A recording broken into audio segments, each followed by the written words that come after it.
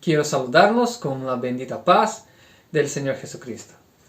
Es con mucha alegría, una vez más, estamos aquí para compartir la palabra de Dios y estudiar juntos el libro que fue dejado por Dios para mostrarnos el camino. Y el tema de hoy es la libertad en Cristo. ¿De qué Cristo nos libera? ¿Cuál es la libertad que nos da? Vamos a tratar de aprender un poco de esta tan grande libertad que Dios nos da a través de Cristo. El libro base, o sea que el texto base es Colosenses capítulo 2. Colosenses capítulo 2. Pero antes de entrar en el tema, vamos a orar, pedir a Dios dirección para que Él nos enseñe y nos muestre su voluntad. Oremos. Señor Dios y Padre nuestro, queremos agradecerte por esta oportunidad que el Señor nos ha dado. Y pedir a Dios que seas con nosotros y nos dé tu Espíritu y también sabiduría del cielo para comprender tus palabras y también fuerzas, oh Dios, para ponerlas en práctica. Señor, bendice a cada uno de los hermanos que me oyen, dándoles el entendimiento necesario. Y que no sea yo, oh Dios, a hablar, pero tú mismo hable a tu pueblo en el corazón. Que Dios pueda estar con nosotros a través de tu Espíritu, de su Espíritu Santo, guiándonos por estos momentos que vamos a investigar tu palabra. Esto es lo que te pedimos, oh Dios, en el nombre de Cristo Jesús. Amén. Bueno, hermanos, vamos entonces al tema de hoy, Colosenses capítulo 2, versículo 6 en adelante. Y vamos a tratar de algunos temas que seguramente harán toda la diferencia en tu vida. En el versículo 6 dice, por tanto, de la manera que habéis recibido al Señor Jesucristo, andad en Él. Andar en Cristo. ¿Qué es andar en Cristo? Hacer lo que Él nos dice. Hacer lo que Él nos mandó. Eso es andar en Cristo. Versículo 7. Arraigados y sobreedificados en Él, confirmados en la fe. Así como habéis sido enseñados, abundando en acciones de gracias. Acciones de gracias es hacer el bien. Trabajar por los demás. Importarse con el bienestar ajeno. Importarse con la obra de Dios. Estas son acciones de gracias, las cuales nosotros, los cristianos, tenemos que estar bastante atentos a estas cuestiones para cumplirlas. Versículo 8. Mirad que nadie os engañe por medio de filosofías y huecas sutilezas, según las tradiciones de los hombres, conforme a los rudimientos del mundo y no según Cristo. Entonces aquí Él da una exhortación. Bueno, Él dice que tenemos que abundar en acción de gracias, hacer el bien, hacer lo que Cristo mandó, andar en Él. Pero aquí Él habla, nadie os engañe por medio de filosofías huecas, según la tradición de los hombres. Y aquí nosotros entramos en un dilema, por así decir. ¿Por qué? Porque muchas de las doctrinas que hoy se tienen como bíblicas no son bíblicas. Son tradiciones de los hombres. Tradiciones estas que ya llevan siglos, vamos a decir así, y no se cambian. Y la mayoría lo hace, entonces siempre va a perpetuar esa tradición, porque es una tradición humana y no divina. No es un mandato de Dios, no es algo que Cristo enseñó. Pero muchos tienen la verdad de Dios como si fuera mentira, y la mentira, que no es de Dios, como si fuera la verdad. Y quiero citar un tema bastante claro y también bastante conocido por todos nosotros. Todos nosotros. Tenemos la controversia entre sábado y domingo. ¿Cuál es el verdadero día de reposo? Jesús realmente quitó la validez del día de reposo, del sábado. Transpuso para el domingo. ¿Cómo es esto? Bueno, bíblicamente Jesús dijo en San Mateo capítulo 5, versículos 17 y 18, que Él no ha venido a abrogar la ley, sino que la ley es eterna, que pasaría el cielo y la tierra, pero ningún J se quitaría, ningún J o una tilde quitaría de la ley. Entonces Cristo determinó que la ley es eterna y nada sería quitado, incluso el día de reposo. Entonces, aún hoy, el día de sábado es el día de reposo. Es el día que Dios instituyó allá en la creación, cuando hizo el mundo, terminó de hacer el hombre, en el capítulo 2, versículos 2 y 3. Dios santificó el día de reposo. Sin embargo, nosotros hoy vemos que muchas personas, o sea que la mayoría de las iglesias, dicen que es el domingo. ¿Cuándo fue que se instituyó el domingo como día de reposo? No fue en la creación, no fue instituido por Cristo, fue instituido a través de concilios hechos por la Iglesia Católica Apostólica Romana, hace siglos. Entonces, a través de ese concilio y de arduo trabajo para quitar de la mente del pueblo el día verdadero que era el sábado y poner el domingo, fueron hechos muchos trabajos para lograr transviar el verdadero mandamiento. O sea, que modificar el curso. Y pusieron el sábado como si fuera algo solamente para los judíos y el domingo para los cristianos. Cuando en realidad el sábado es para todo hombre, porque fue dado a Adán y Eva. Y el domingo no fue dado, porque el domingo es el día de adoración al Dios Sol. Entonces aquí estamos viendo de qué Cristo nos libera. Nos libera de estos engaños. Aquí podemos ver cuál es tradición del hombre y cuál es el rudimiento de Cristo. Cristo dijo, yo soy el Señor del sábado. Cristo puso el sábado donde nunca habría de haber salido.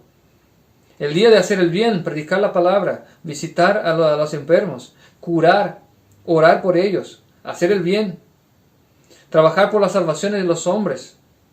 Eso es lo que se hace en el día de sábado.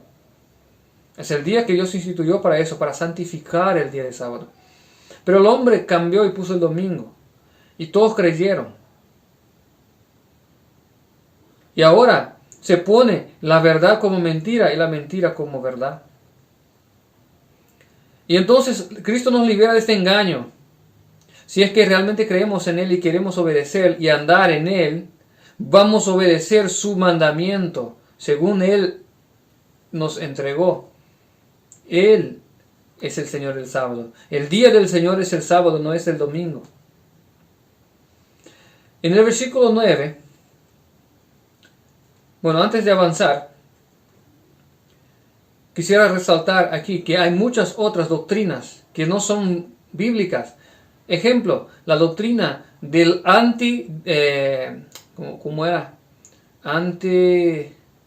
pretribulacionismo. Pretribulacionismo, o sea que Cristo volvería antes de la tribulación. Eso no es doctrina bíblica. ¿Cuál es la doctrina bíblica? Segunda Tesalonicenses capítulo 2. Vamos a leer aquí cuál es la doctrina verdadera.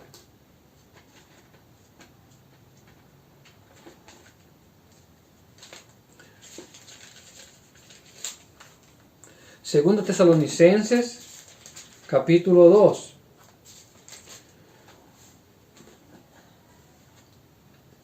Versículo 1. Pero con respecto a la venida de nuestro Señor Jesucristo y nuestra reunión con Él, os rogamos, hermanos, que no os dejéis mover fácilmente de vuestro modo de pensar, ni conturbéis ni por espíritu, ni por palabra, ni por carta, como si fuera nuestra, en el sentido de que el día del Señor está cerca. Entonces, con respecto a la venida del Señor, ¿qué dice el apóstol? Nadie os engañe en ninguna manera, porque no vendrá sin que antes venga la apostasía y se manifieste el hombre de pecado, el hijo de perdición, el cual se opone y se levanta contra todo lo que se llama Dios o es objeto de culto, tanto que se siente en el templo de Dios como Dios haciéndose pasar por Dios. Entonces, Cristo no vendrá antes de la tribulación, porque antes que Cristo venga, vendrá el anticristo, el hombre de pecado que querrá sentarse como Dios. Y en este punto nosotros vemos cuál es la doctrina bíblica y cuál es doctrina de hombre. Cristo no vendrá antes de la tribulación, hermanos, sino después vendrá. Y la Biblia dice que Dios matará a la bestia, matará al anticristo con el soplo de su boca, con la espada que sale de su boca. Entonces no hay por qué creer en un engaño. Hay otros, por ejemplo, otros engaños como esto, de doctrinas que no son bíblicas. Bueno, podríamos discorrer aquí, pero creo que no será productivo. Creo que los hermanos ya pudieron entender de lo que se trata. Doctrinas que son bíblicas, que están puestas de lado, y doctrinas de hombres están ganando los púlpitos, están ganando popularidad. Y sepan, la verdadera doctrina nunca fue tan popular. Por esta razón, los grandes hombres de Dios fueron martirizados a causa de persecuciones, porque la verdad mismo no es popular. Y si tu iglesia es muy popular, quizás tenga alguna doctrina antibíblica que hablemos aquí, o quizás si usted busca va a encontrar. Pues bien, versículo 9. Pues en él, en Cristo, habita corporalmente la plenitud de la deidad, de la divinidad. Y vosotros estáis completos en él, que es la cabeza de todo principado y potestad. Entonces, en Cristo está todo lo que necesitamos. El carácter divino está en Cristo, en la plenitud. Y si nosotros queremos vivir con él, juntamente con Dios también, y los ángeles del cielo, necesitamos el carácter divino que tiene Cristo. Pero en él seremos completos. Si creemos en él, en su poder, y entregamos nuestra vida al gobierno de Cristo, Cristo tratará de transformar mi vida y tu vida. Versículo 11. En él también fuisteis circuncidados, con circuncisión no hecha a mano, al echar de vosotros el cuerpo pecaminoso carnal. Detalle. Fuimos circuncidados en él. ¿Qué significa la circuncisión? ¿Qué es la circuncisión, hermano? Y él dice, circuncisión no hecha a mano, o sea que no es la circuncisión carnal, cortar un pedazo del cuerpo, como se hacía. Pero una circuncisión hecha por Cristo, al echar de vosotros el cuerpo pecaminoso, o sea que nuestros deseos, al cual muchas veces, por mucho tiempo fuimos esclavos de nuestros propios deseos, Cristo quita esto. Cristo quita nuestros malos hábitos. Cristo quita el cuerpo carnal y nos da un cuerpo espiritual. Nos da una vida espiritual. Como dice, al echar de vosotros el cuerpo pecaminoso carnal, Cristo echa fuera las ganas, el deseo carnal y pone deseos espirituales, placer por la obediencia. Pues bien, entonces, para comprender un poco mejor esto, vamos a leer el versículo 12. Dice así, sepultado con él en el bautismo, el cual fuisteis también resucitados con él mediante la fe en el poder de Dios que le levantó de los muertos. Y a vosotros, estando muertos en pecados y en la incircuncisión de vuestra carne, os dio vida juntamente con él, perdonándoos todos los pecados. Entonces la circuncisión aquí es comparada a una vida perfecta y santa, sin los deseos carnales. Y la incircuncisión es comparada a una vida de pecado y a la muerte, porque el que practica el pecado tiene que morir, dice la Biblia. La paga del pecado es la muerte. Entonces, pero recibimos esta transformación en el bautismo. Cuando somos muertos simbólicamente y resucitados para una nueva vida.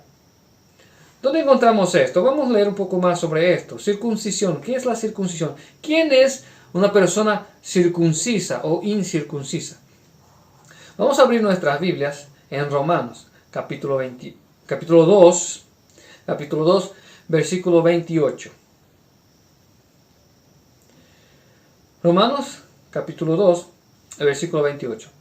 Pues no es judío el que lo es exteriormente, ni es la circuncisión la que se hace exteriormente en la carne, sino que es judío el que lo es en lo interior, y la circuncisión es la del corazón en espíritu y no en la letra, la alabanza del cual no viene de los hombres, sino de Dios. Entonces aquí dice que la circuncisión es la del corazón. Es un corazón entregado a Cristo. Es un corazón cambiado por Cristo. Esta es la circuncisión verdadera. Y la alabanza de este hombre viene de Dios y no de los hombres. Dios mira a su hijo y dice, bueno, mi hijo es obediente. ¿Será que Dios puede hablar esto de nosotros? Bueno, una pregunta difícil, ¿verdad? Pero reflexionemos en esto. ¿Qué dice Dios de mí? Porque Dios ve todo, ve mis pensamientos cuando estoy en mi lecho, en mi cama, maquinando. ¿Qué Dios ve? ¿Puede orgullarse Dios del avance que estamos teniendo? O quizás Dios está triste porque estamos retrocediendo. Porque la verdadera circuncisión es la del corazón. ¿Y por qué estamos hablando de circuncisión, de cambio de vida, de transformación interna, si el propósito aquí era liberación? Es la liberación del alma, del cuerpo, o sea, de la persona. Bueno, ya vamos a hacer el enlace de todo esto. Romanos capítulo 4, versículo 9. Vamos a abrir ahí Romanos 4, versículo 9. Aquí va a hablar de Abraham. ¿Y qué representaba la circuncisión en la carne para Abraham? Dice así, Romanos capítulo 4, versículo 9. ¿Es pues esta bienaventuranza solamente para los de la circuncisión? ¿O también para los de la incircuncisión? Porque decimos que a Abraham fue contada por la fe por justicia. Entonces, Abraham fue contado justo porque tuvo fe en Dios, creyó y no desfalleció en su fe cuando Dios le prometió un hijo. Y él ya ha pasado de 100 años, ya amortecido.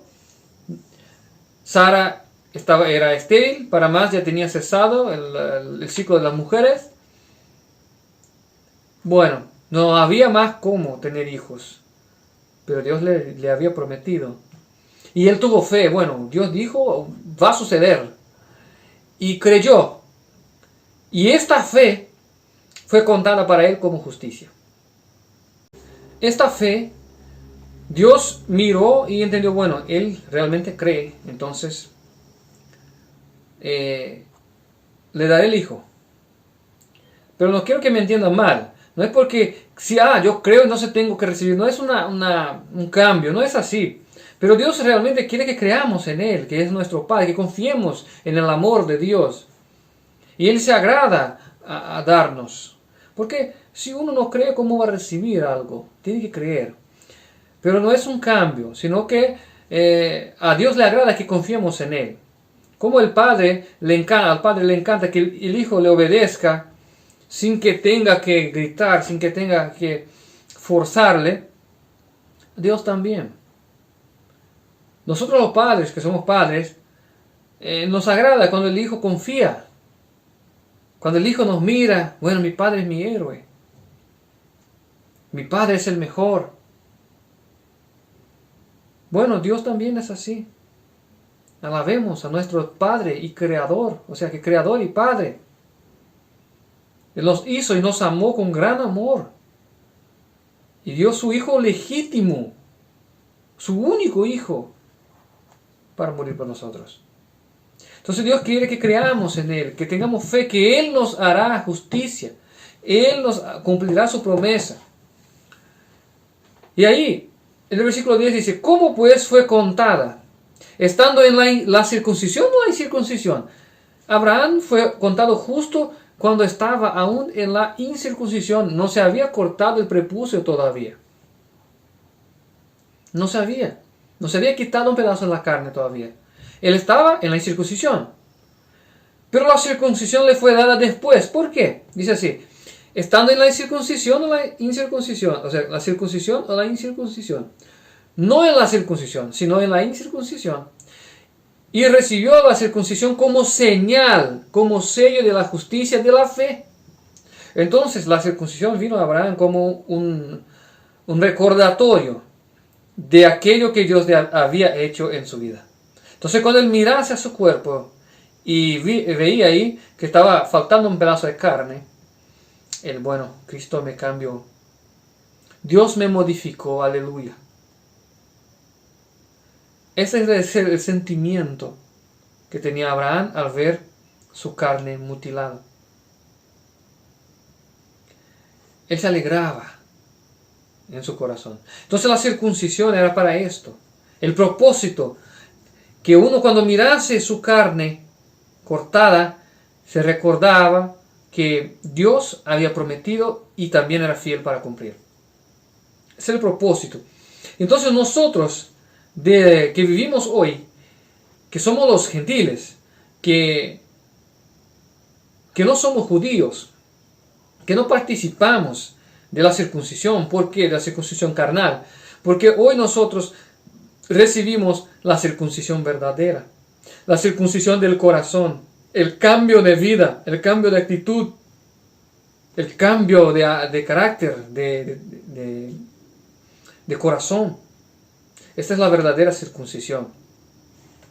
Por eso es que dice aquí, versículo 13, volvemos a Colosenses capítulo 2, versículo 13. Colosenses capítulo 2, versículo 13 dice, y a vosotros, estando muertos en pecados y en la incircuncisión, o sea que estaban en pecados, sin cambio, en la incircuncisión de vuestra carne, os dio vida juntamente con él, perdonándolos de todos los pecados. Entonces Cristo nos hace circuncisos y obedientes a través del bautismo, a través del cambio.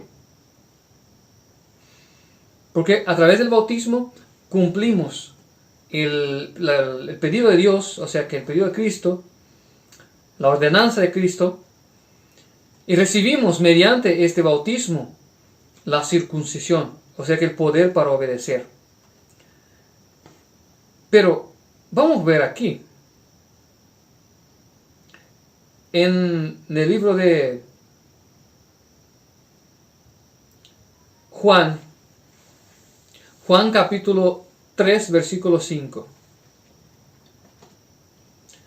Juan capítulo 3, versículo 5 dice, respondió Jesús, de cierto, te digo, que aquel que no naciere del agua y del Espíritu no puede entrar en el reino de Dios. Entonces hay que haber un nacimiento.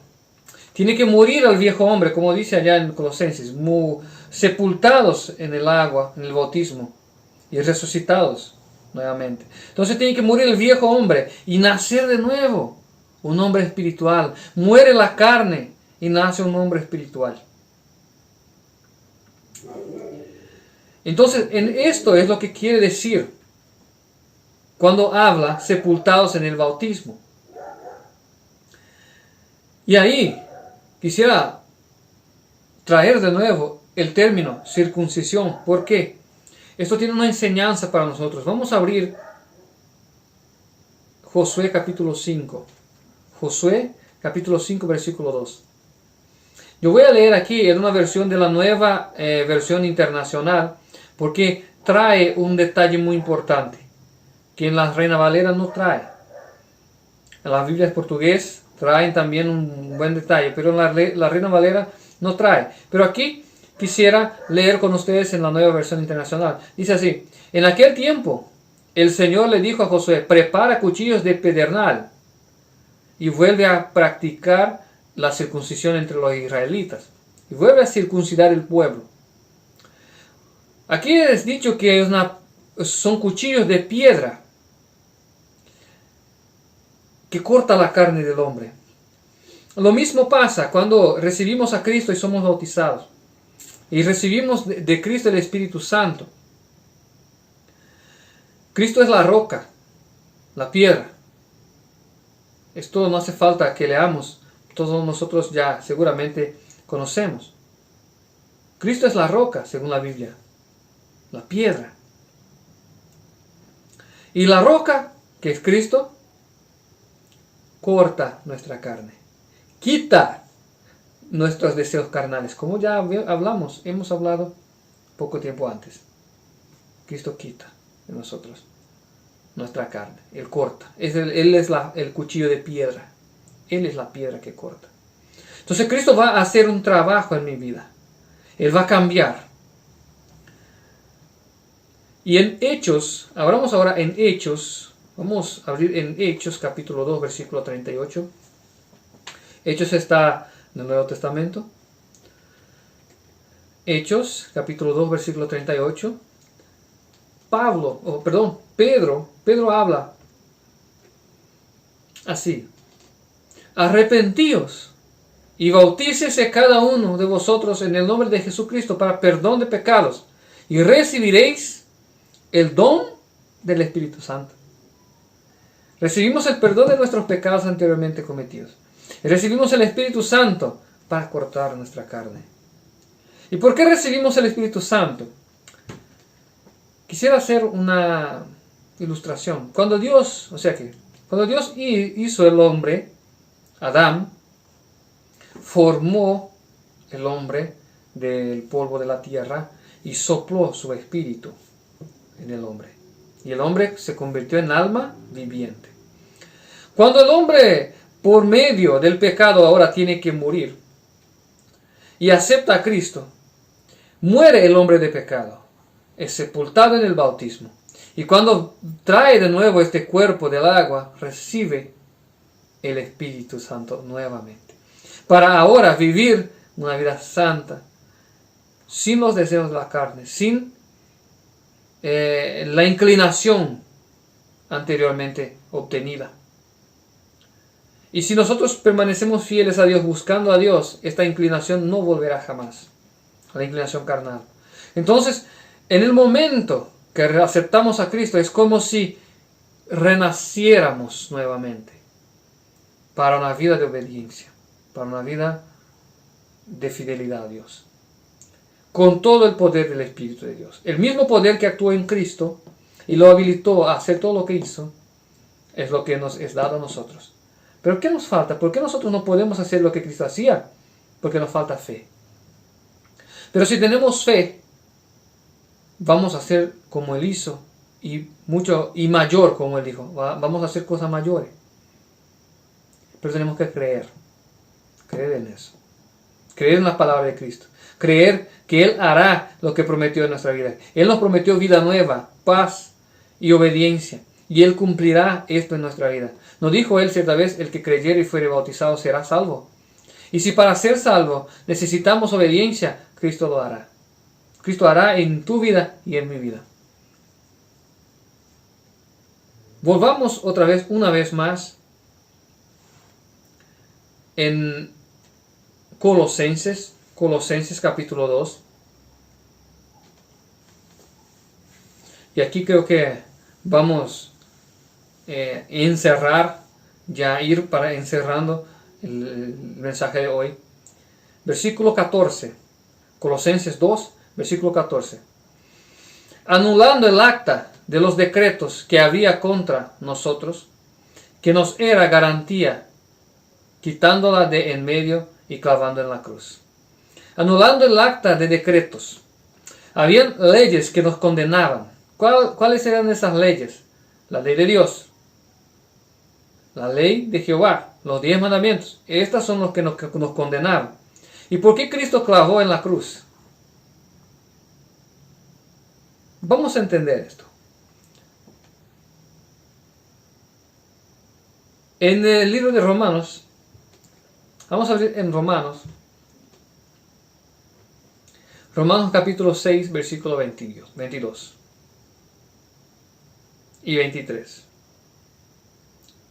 Romanos 6, versículos 22 y 23. Dice: Mas ahora que habéis sido libertados del pecado y hechos siervos de Dios, tenéis por vuestro fruto la santificación como fin la vida eterna.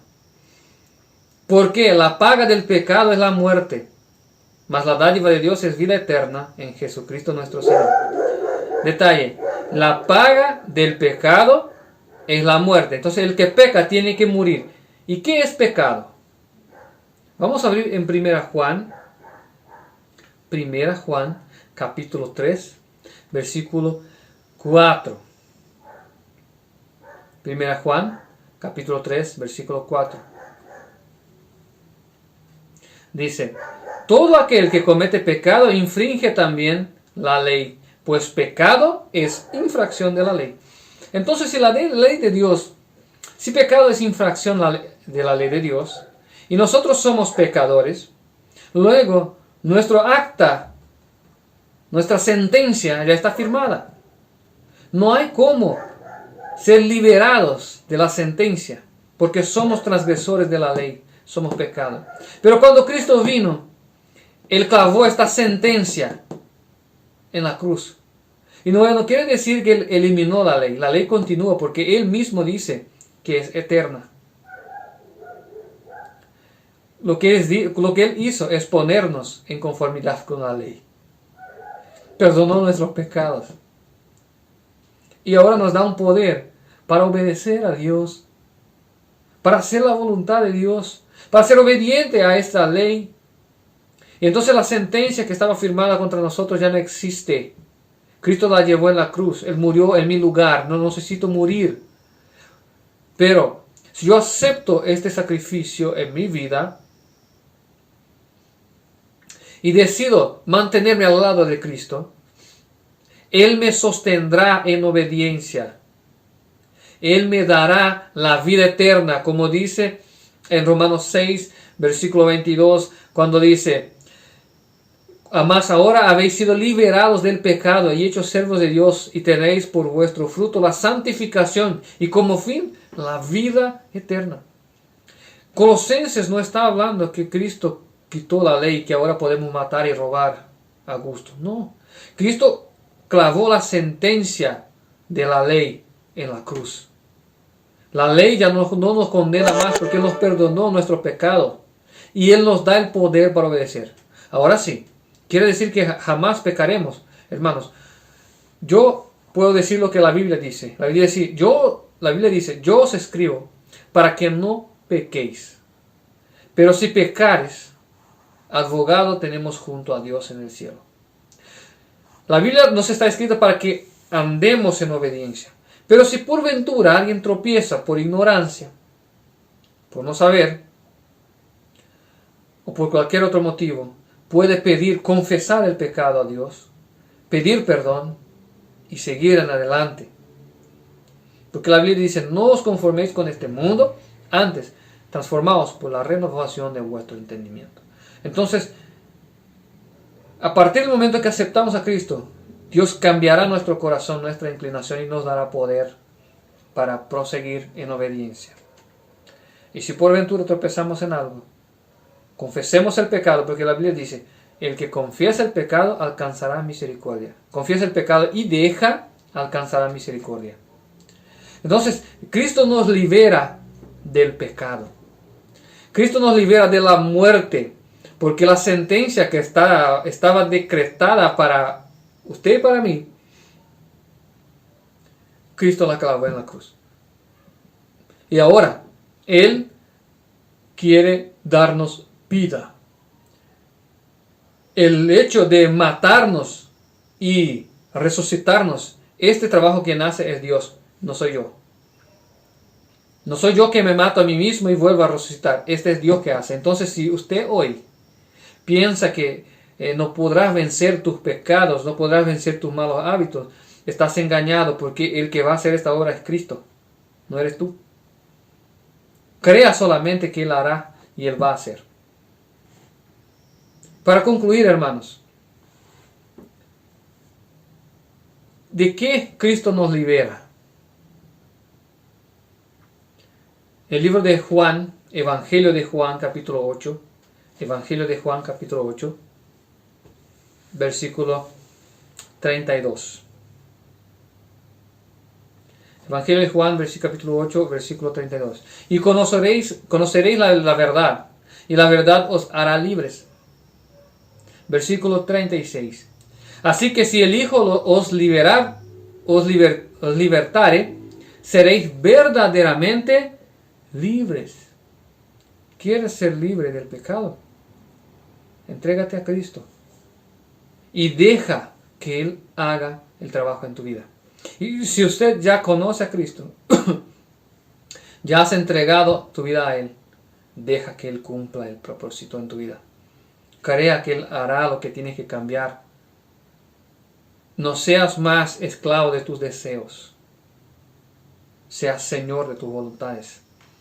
En Cristo. Cristo puede darte el señorío sobre tus voluntades, sobre tus deseos. Pero para esto, tienes que escoger estar al lado de Cristo. Escoger y pedir que Él haga el trabajo, y Él lo hará. Y dejar y permitir que Él haga. Este es el mensaje de hoy, mis hermanos. Y si este mensaje habló a tu corazón y quieres hacer parte del pueblo de Dios, quieres también ayudar a difundir este mensaje de salvación, lo primero que puedes hacer es compartir este video con otros. Si tienes deseo de hacer parte de este ministerio, del pueblo que guarda los mandamientos de Dios por la fe de Cristo Jesús, entre en contacto con nosotros, estará en la descripción del video. Si usted quiere recibir folletos y libros virtuales que son gratuitos, para que usted pueda hacer tu evangelismo en tu ciudad, en tu casa, en tu localidad, hable con nosotros. Te lo enviaremos gratuitamente. Y también si quieres pedir oración por vida espiritual, por salud, no dudes en entrar en contacto. Estaremos a disposición. Y también si quieres recibir una visita de un representante del ministerio, de un obrero, entre en contacto. Entre en contacto con nosotros y tenemos el mayor gusto en atenderte. Una vez más, estará en la descripción del video los números de contacto. Para despedirnos, vamos a hacer una oración. Señor Dios y Padre nuestro, te pido, oh Dios, que seas alabado de entre tu pueblo. Sabemos que este cambio solo viene de ti. Señor, ayuda a cada uno que me oye hoy a recibir tu Espíritu Santo. Ayuda para que crean en ti y para que sean liberados completamente. Sana, Señor, a aquellos que me oyen. Y seguramente, si hay alguien que está sufriendo para vencer sus pecados, Señor Dios, dale fuerzas. Dale el cambio, Señor. Muéstrale tu poder. Si hay alguien que está enfermo, Señor, cura en este momento. Padre Celestial. Pero lo principal es que las palabras que hablamos aquí, no vengan a desaparecer de nuestras mentes y corazones. Que se quede grabado con letras de fuego, para que jamás podamos olvidar de que Cristo nos da la verdadera libertad contra el pecado. Señor, queda con cada uno de nosotros y bendice a cada siervo tuyo que me oye hoy. Y sostén a cada uno de ellos en tu día santo. Eso es lo que te pedimos. En el nombre de Cristo Jesús. Amén. Que Dios pueda bendecir a tu vida, toda tu familia, en el nombre de Cristo Jesús. Amén.